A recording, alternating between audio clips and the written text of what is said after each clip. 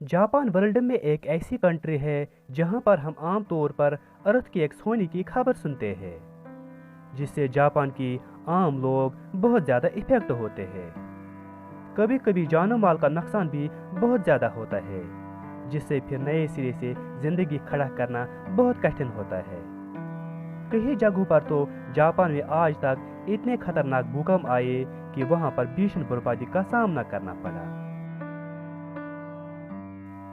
2013 में जापान की कैबिनेट की तरफ से white paper on disaster prevention पेश किया गया, जिसमें लिखा गया कि वर्ल्ड के 20% अर्थक्वेक्स मैग्नीट्यूड 6 या इससे ज़्यादा के जापान या इसके आसपास इलाकों में होते हैं। जापानीज हिस्ट्री में आज तक का सबसे खतरनाक अर्थक्वेक 1923 में आया। इस भूकंप से जापान का कांतो प्लान इफेक्ट हुआ, जो कि टोक्यो सिटी के अराउंड का इलाका है।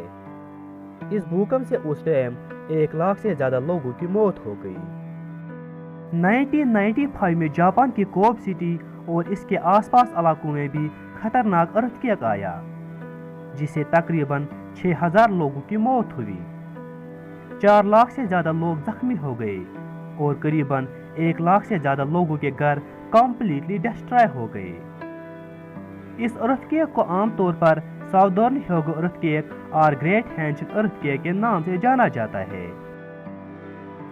11 मार्च 2011 को आज तक का सबसे ज़्यादा तीव्रता वाला अर्थक्वेक जापान में आया, जिसकी वजह से जापान के नॉर्थ ईस्टर्न इलाके के पैसिफिक कोस्ट में एक बहुत बड़ी सुनामी आ गई। इस सुनामी की वजह से नियरली 20,000 लोग जान से गए और जापान के फुकुशिमा पावर प्लांट में एक न्यूक्लियर एक्सीडेंट भी हो गया।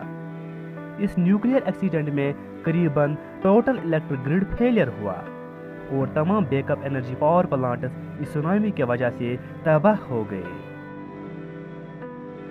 अर्थक्वेक्स का मैग्नीट्यूड आमतौर पर रिक्टर स्केल पर मापा जाता है, लेकिन जापान में अर्थक्वेक्स शिंडो स्केल पर मेजर किया जाता है। शिंडो स्केल अर्थक्वेक की इंटेंसिटी यानी तीव्रता एक गिवन लोकेशन पर मेजर करता है। फॉर एग्जांपल, अगर अर्थक्वेक का एपिसेंटर टोक्यो के हाईएस्ट पीक माउंट कोमोतरी के पास हो, इस अर्थक्वेक का असर पूरी टोक्यो सिटी पर होगा। अगर हम टोक्यो के सिटी सेंटर में इसकी इंटेंसिटी मेजर करेंगे कि इस अर्थक्वेक का कितना असर था, कितने खतरनाक ट्रिमर्स महसूस हुए, उसी को शिंडो स्केल कहते हैं। और जो मैग्नीट्यूड अर्थक्वेक के एपिसेंटर माउंट कोमोतरी पर मेजर किया जाए उसको रिक्टर स्केल कहते हैं। शिंडो स्केल का रेंज 1 से 7 तक होता है।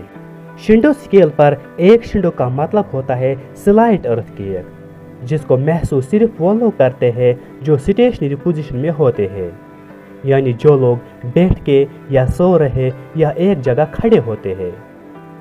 शिंडो 2 से लेकर 4 तक भी माइनर अर्थक्वेक ही होते हैं, जिससे कोई नुकसान नहीं होता है। शिंडो 5 पर चीज़ें गिरना शुरू होते हैं और शिंडो 6 और 7 पर बहुत ज़्यादा डैमेज होता है। शिंडो 6 और 7 पर इम्पॉसिबल होता है खड़ा रहना। शिंडो 6 जापान में साल में एक बार आम तौर पर आता है और शिंडो 7 एक डिकेड में जापान में एक बार आम तौर पर आता है।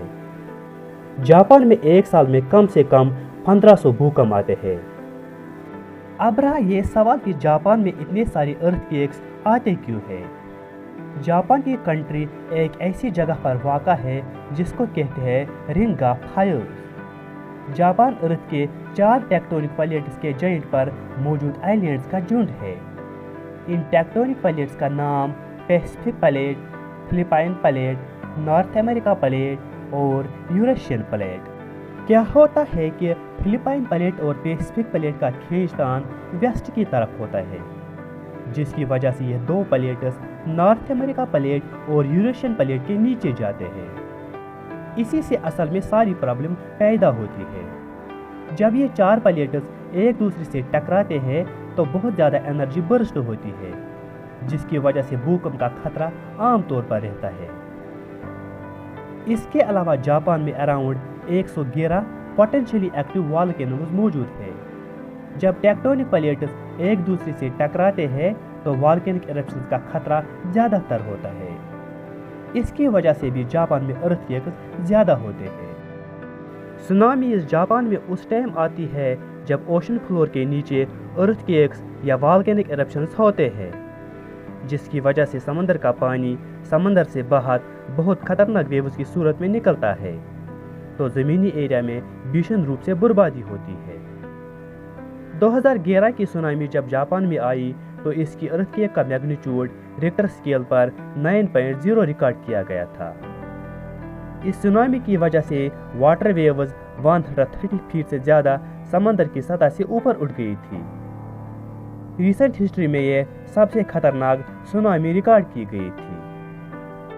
چونکہ جاپان ایک ایسی کنٹری ہے جہاں پر ہمیشہ لوگوں کو سترک رہنا پڑتا ہے بھوکمپ کے خطروں سے، ٹائم گزرتے گزرتے جاپان نے نئی ترکیبیں ڈھونڈی جس سے ان ارتھ کویک سے کم نقصان ہو جائے۔